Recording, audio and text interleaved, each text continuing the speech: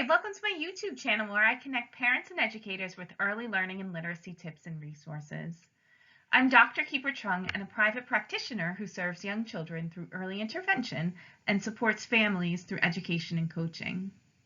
Today I'm talking about your home environment and offering some tips that you can do to encourage your child's literacy skills and create a supportive environment in your own home.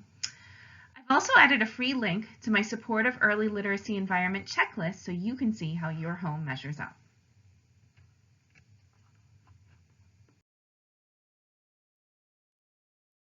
So my first tip is to make sure that books and printed materials are easily accessible in your home.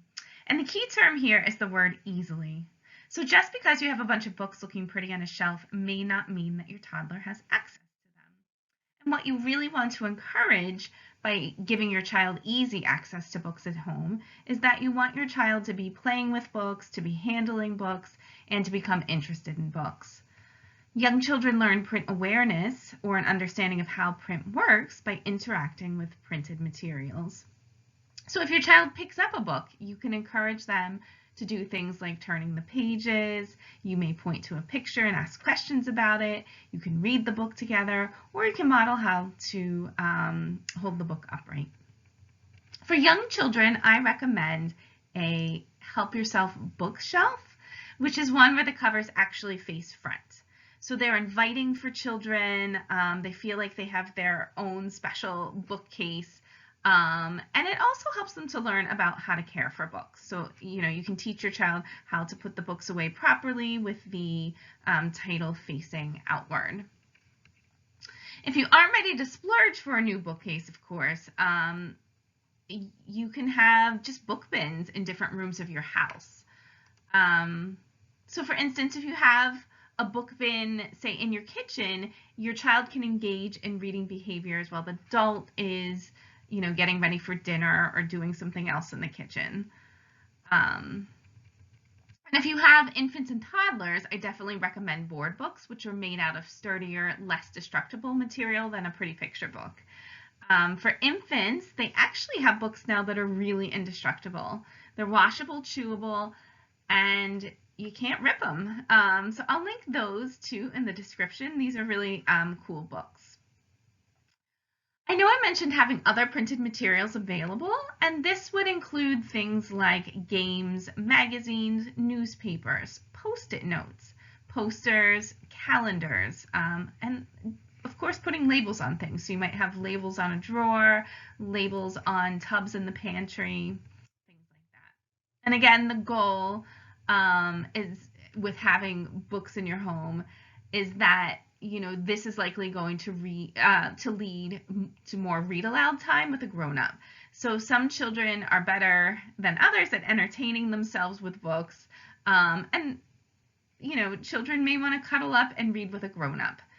And reading aloud is one of the most important things that you can do to encourage your child's language and literacy development.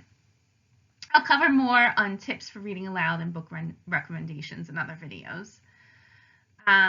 Reading together is, really helps your child's vocabulary development because children are exposed to more rare words in text than they are in conversation.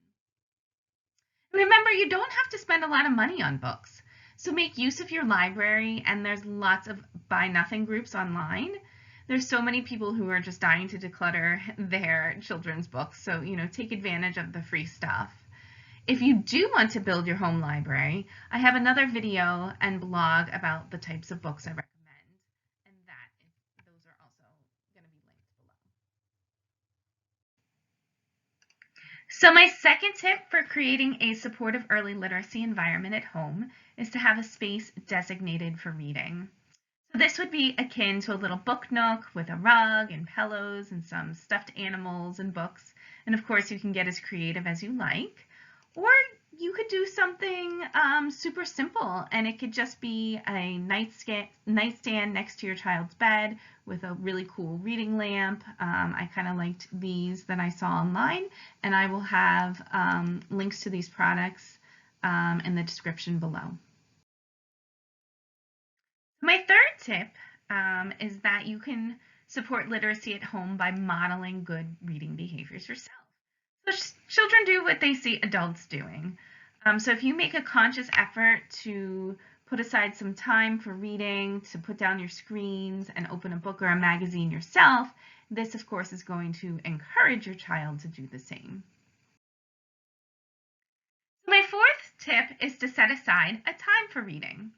So shared reading experiences can be incorporated into your daily routine, and I think that's what works best because children then know what to expect and they kind of thrive in an environment where they know what's coming up in their day. Many families, of course, use bedtime to read together, but I often recommend to families that if you have a very active toddler, meal times is a really good time if you're not having a family dinner and you're just feeding the child, because they're strapped in a high chair and it's a really easy time to get in a quick board book.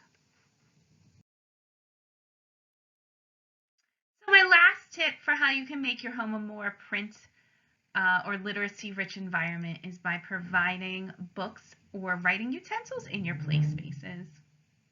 So for example, if your child has a play kitchen, you can add some menus so that they can play restaurant, or you can add a cookbook so that they can pretend to be a chef. Also, if you have an art area or an easel, you can add an art book for some inspiration. And finally, if you have a doctor's kit, you can provide a notepad and crayons or writing utensils to encourage writing. They can pretend to write a prescription, to take doctor's notes. And I do have some fun doctor-themed printables for play that are linked below, and those are a freebie. Thank you for spending a few minutes with me. And remember, having access to books and quality reading experiences is going to help your child gain important language and literacy skills and enter school with a strong foundation that will make them even more ready to learn. If you're curious how your home measures up, I've added a link to a quick checklist that I've created. Be sure to check that out.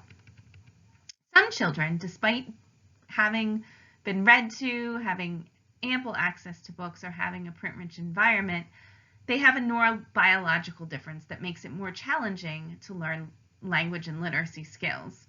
If your child needs special instruction or literacy intervention, feel free to give me a call or send an email for a consultation or assessment of skills. Take care, everyone. I'll see you in the next video. Happy learning.